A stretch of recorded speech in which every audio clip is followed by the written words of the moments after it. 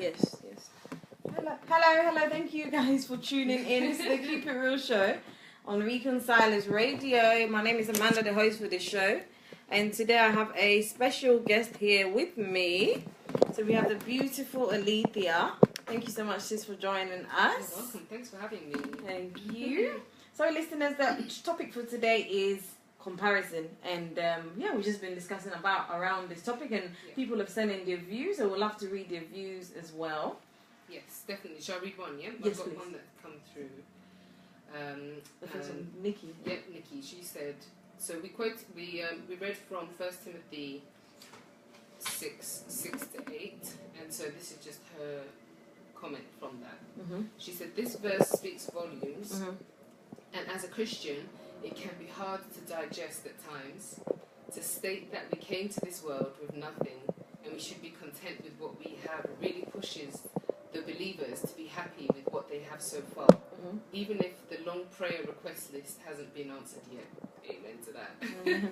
It really tries my faith to be content with what I already have, to look beyond the wants and count the blessings and focus on those, even if there's one thing I have been praying for the past few years but haven't received it yet. In my opinion, it takes a Christian that has experienced God for themselves to truly accept that Bible passage for what it is, without feeling bitter or disappointed with God. Waiting has never been an easy job, especially when God is intentionally taking you through a process. Those verses aren't for baby Christians, and sometimes when I start complaining to God, I have to ask myself if I would still be content with what I have and nothing extra, if I would still serve Him, if my prayer requests don't get granted. These verses are a daily wake-up call, so thank you for reminding us. Oh, amen. Thank that. you, Nikki. Oh, God bless you. Thank you so much. Okay, so we also have a message from George Ofori from Ghana. Thank you so much, George, for the message. And thank you for tuning in from Ghana. George says, sometimes it's easier to compare your situation with others.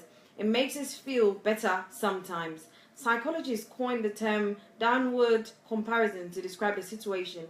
It's sometimes difficult if the individuals in our perceived circle are seen to be more prosperous than we are. But God has a perfect plan for each and every one of us.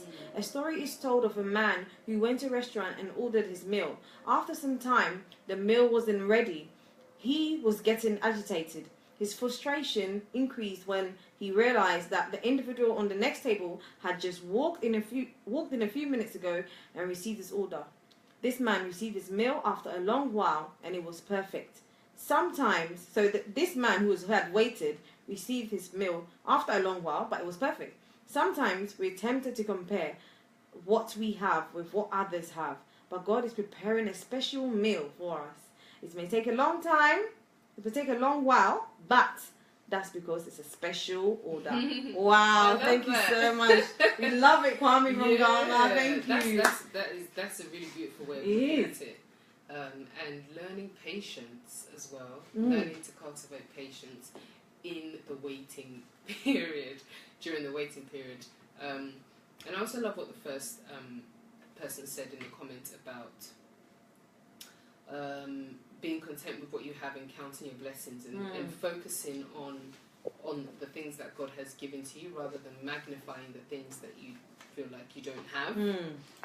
And yeah, it does really push the believer and challenge the believer to ask the question, what do they have confidence in? I love also what she said, that it really takes a Christian that has experienced God for themselves, because that really is at the root of everything. Because if God has promised us something, or God has promised us Himself, and that that if we abide in Him, He is all that we need. Amen.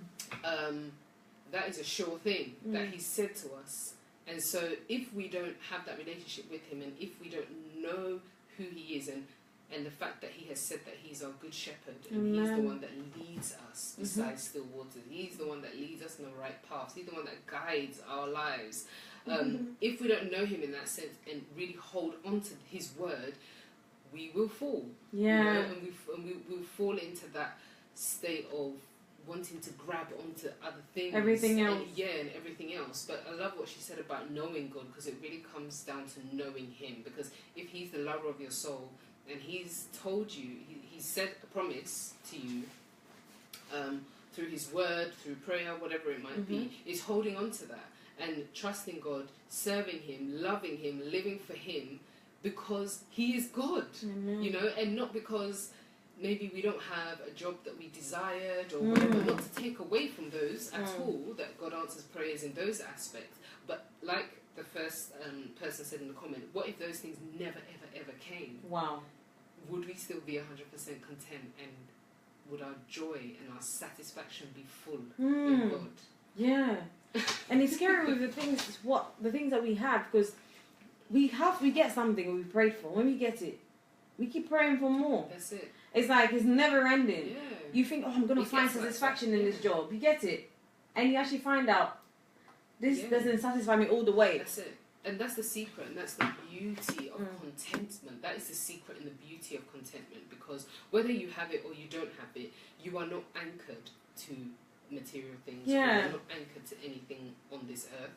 Your anchor is in Christ. So whether you have one shoe, one trouser, and one t-shirt, you could be the most joyful man. And when I think about contentment and all these things, I really think about Job, and I think about how, as a man who kind of had everything, you know, he had his children, he had his wealth, he had all of that stuff, and all of that was stripped away from him to the point where he had nothing, and people around him were dying.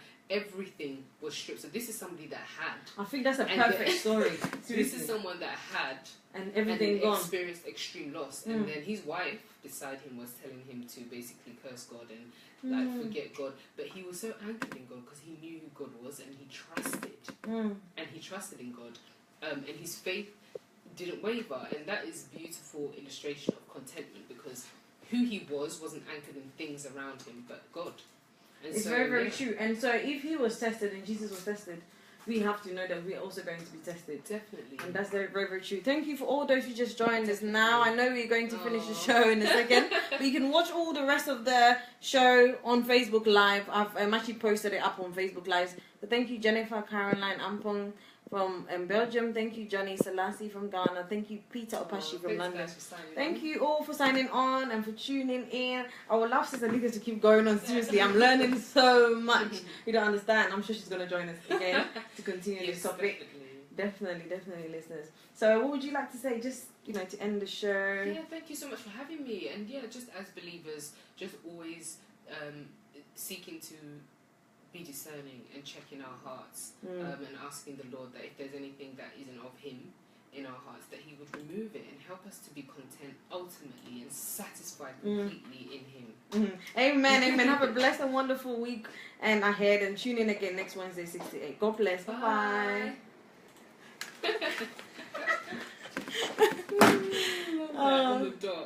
Wow, that's amazing. So thank you for all those who tune on Facebook Live. By God's grace, we're finished. So I'm sure we'll continue this topic again. Hopefully, if not next week. Yeah, definitely. Okay, so we'll continue this topic hopefully next week. Because I feel like I've learned so much from Sis Alethea. Seriously, I have learned so much. And we'll continue this topic next week. So please let us know your views about this topic of comparison. And just message me, and next week I'll be able to read out any views that you have. Also, if you have any music requests, let me know the music requests. Leave it over to you. Me? Yeah, say something. Okay. I thought you wanted me to give a music request. No, well you can for next week. Yeah, so thanks guys for tuning in. It's my very first Facebook Live, which is really weird, but it's been really fun. So thanks for everybody who's just interacted and commented. And hopefully I'll be back soon. And thank you for all those who just joined. We've finished the show now, the radio show now. Thank you, Benjamin, Chrissy, and MD Aminu. You can check out everything that we talked about on our old videos, Facebook lives, which was just about an hour or something like that ago. And please share it, and please stay tuned. So God richly bless you. Have a blessed and wonderful week ahead. Bye-bye.